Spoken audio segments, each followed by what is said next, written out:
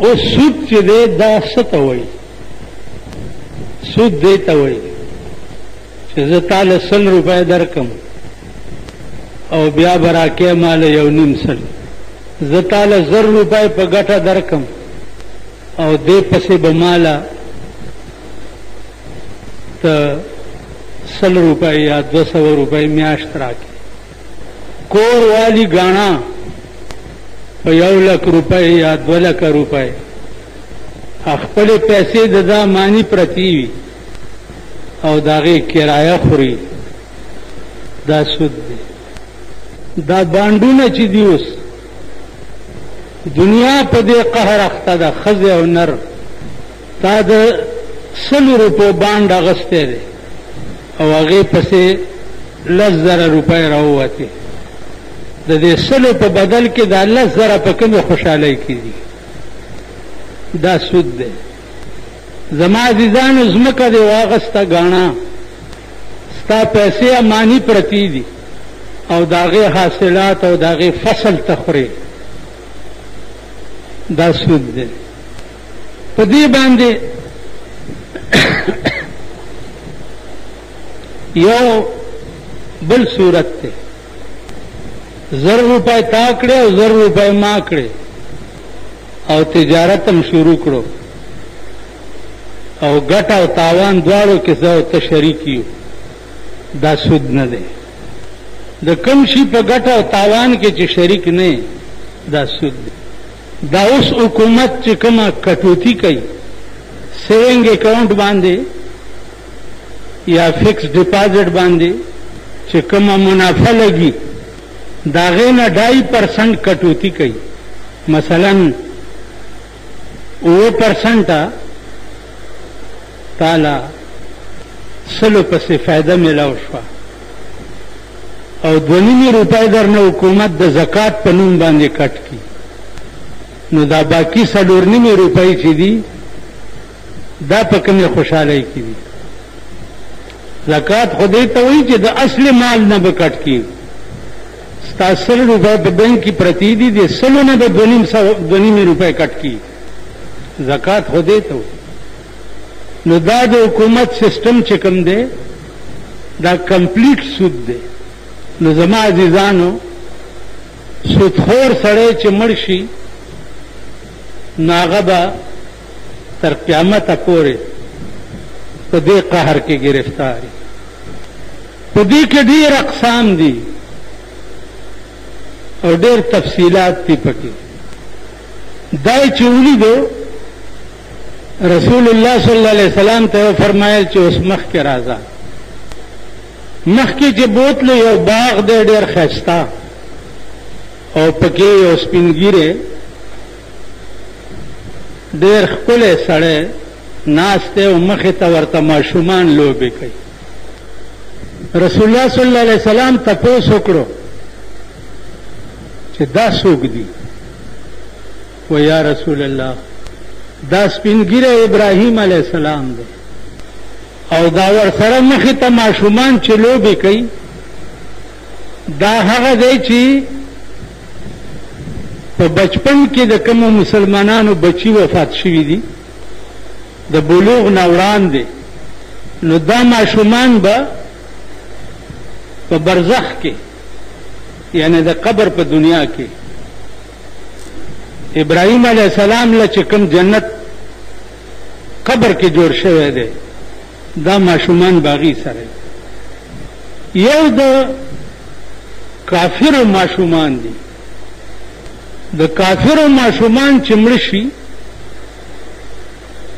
هغوی دپاره جهنم نشته، هغوی به په عالم برزخ کې وي، نه به جنت وي او نه به دوزخ وي، د امن یو ځای کې به پراته وي. ځکه چې د بلوغ نه وړاندې ماشومان چې دي دی څه ګناه نه ده کړې، شرک یې نه دی کړی، بل دا چې دا پیدا په فطرت اسلامی باندې دي. کل مولود یولد علی فطرت الاسلامی، هر ماشوم چې دی هغه په فطرت اسلامی باندې پیدا کیږي. فابواه یهودانه ویجوسانه مور او پلار په وجه باندې هغه بیا يهودي شي یا مجوسی شي یا نصرانی شي د مور او پلار په وجه. نو چونکې دی هغه سټیج ته رسیدلی نه دي لہذا دغه ماشومان چې دي دا به په عالم برزخ کې وي او جهنم کې بنئ. دا خوب د رسول الله صلی الله علیه وسلم ما تاسو ته ویلي چې د پیغمبر خوب چې دا هغه هم وحی وي. د هر چا خوب چې دی هغه دروغ کېدی شي لیکن د پیغمبر خوب چې دی هغه دروغ نه وي هغه رښتیا وي. زما عزیزانو دا بیان چې څه وخت کې صحابو ته وکړو او دا ټول تفصیل ورته د سحر د مانځه نه وروسته بیان. اوس چې د پیغمبر غوندې هستی وي او د صحابه غوندې عاشقان نو هغه چې قرآن وایي بیا به په عمل څنګه نه کوي چې دا د پیغمبر نه اورېدلي چې سر یې په کاڼي ماتېده او جوړېده. بیا چې د پیغمبر د خولې واوري چې خوله د اور په انبورو شلېده او بیا جوړېده دا هغه خوله ده چې دې خولې چرې د خیر خبره نه ده کړې. همیشه به دې خولې د شر خبرې کول دروغ به ویل. زما عزیزانو مونږ د خپلو خولو ته که وګورو زمونږ به هم دا انجام وي ځکه چې دا زمونږ خولې ټوله ورځ څه کوي ټوله ورځ. ما تاسو ته دوه شعره ویلي دا یاد کوي. هسې ځان مه ستړی کوئ په دې ګرمۍ کې چې دلته راشئ دې ګرمۍ کې ناست یئ دا خبرې لږې په غور اورئ که یقینا پې نه راځي که کلي علاقه وطن کې هم چېرته ښه عالمي هغه عالم نه تصدیق کوئ تصدیق یې کوئ. اوس ما دا یو شعر تاسو ته ویلی و چې زه توبه په هغې تېر عمر کاږمه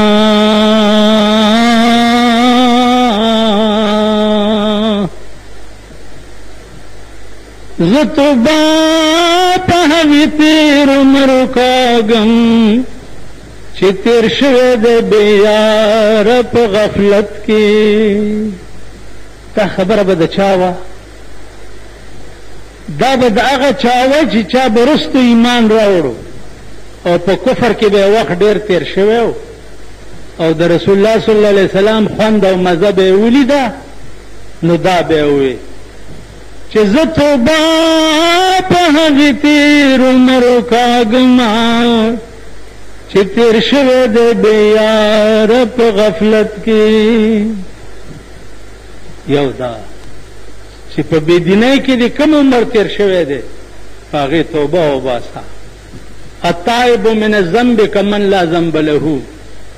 توبه ویستونکی د ګناه نه داسې دی لکه چې داړو دا ګناه کړي نه وي. څه درنه شوي دي او توبه دې وویسته او هغې نه بعد سم شوې نو ستا زړه ګناهونه ټول معاف شو. بل شعر دا و چې د پیغمبر په موجودګۍ کې به صحابه له بل چا سره خبرې کولو خوند ورکولو هسې تاسو ووایئ چې یو سړی ستا ډېر خوښ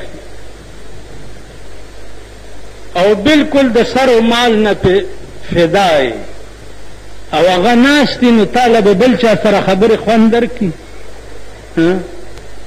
څنګه به او بل چا ته به وګورې څنګه بل چا سره به خبره څنګه وکړې چې کوم سړي باندې ته د سر و مال نه فدا یې. نو دی وایي چې زه توبه په هغې تېر عمر کاږم چې تېر شوی دی بې یاره په غفلت کې. کم کلام چې زه بېتا له چا سره وکړم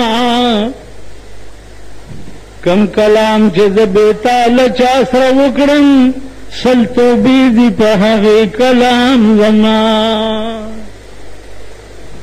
تا نه بغیر چې د بل چا سره خبره وکم نو په بل چا سره خبره مم سل توبې. عزیزانو زه درته په ایمان وایم چې زمون شان داسې نه جوړ شوی نو کار به خراب شي. ګوره عمر لبه بیا جاړی او اس به په لاس نه درځي. عمر لبه جاړی چې زمون شان داسې جوړ نشي کہ دن تو تیری ہی تصور میں گزر جاتی ہے، دن تو تیری ہی تصور میں گزر جاتی ہے، اور رات کے خواب میں بھی تو ہی نظر آتا ہے. ورځم ستا په تصور کې تیر شي. د عاشق سړي تصور خو بل څه نه سیوا د معشوقې نه، بل تصور نه، او د شپې په خوب کې بل تصور نه سیوا د معشوقې. نو عزیزانو هغه معشوقه صرف په دې ټول کائنات کې جناب محمد رسول الله دی چې ورځ به دیم د ده په تصور کې تیر شي. دا د ده تصورم په حقیقت کې د خدای تصور دی، ځکه چې د سره مینه، چا سره مینه، د ده اطاعت د خدای اطاعت. نو د ورځې به دیم دا تصور او د شپې به دیم دا تصور.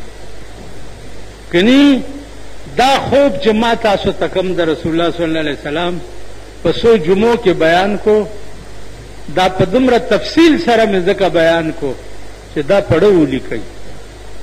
قرآن ویلې عمل نه کول، خلار وخت په دروغ او په ګنګۍ کې لګول، ښځه او نر، ښځه د شته او بلو ښځو پسې ګرځي، میړه شته او بل مې سړي پسې ګرځي، سود کې د دې ټولو انجام به د مرګ نه وروسته فوراً په قبر کې دا شروع شي.